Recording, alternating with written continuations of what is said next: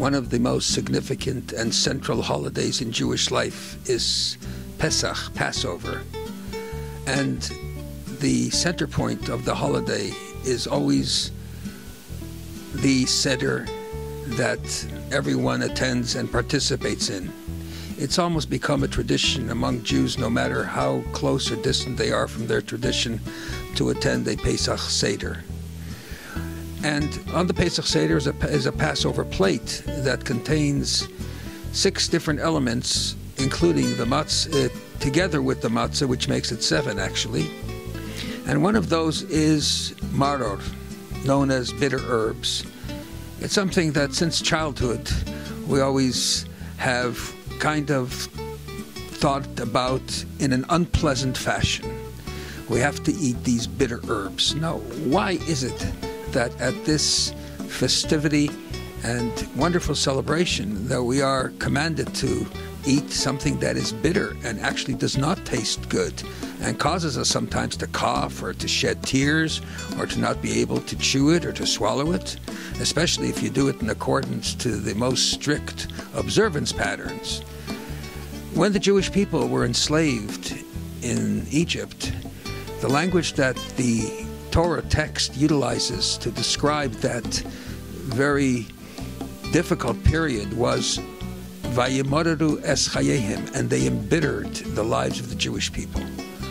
That embitterment is something that is at the core of our Jewish foundation and of the genesis of the Jewish people.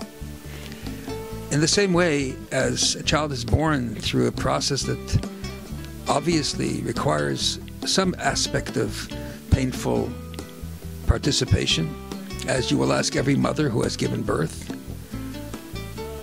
In the same way, when you look for true freedom, a freedom that is internalized and externalized, where you feel free not only because you can do whatever you want, you feel free because you're no longer encumbered by foreign elements that cloud your clarity and vision and feelings. It's an effort, and often that effort could seem to be bitter, hard, arduous, requiring a lot of work. And so on Passover night, as we celebrate freedom, we have to also consciously recognize that there is bitterness in life. And that bitterness we taste and we feel it.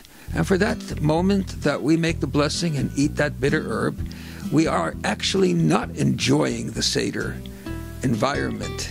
At that moment, we would rather it would not be, but yet it becomes a very significant part of our process of becoming free. And so eating maror is not only to take us into the past, but to bring that experience of the bitterness of Genesis, of getting born, of going through difficulties, of going through challenges, of overcoming all kinds of obstacles, and then becoming absolutely free to be a servant to no one except Almighty God.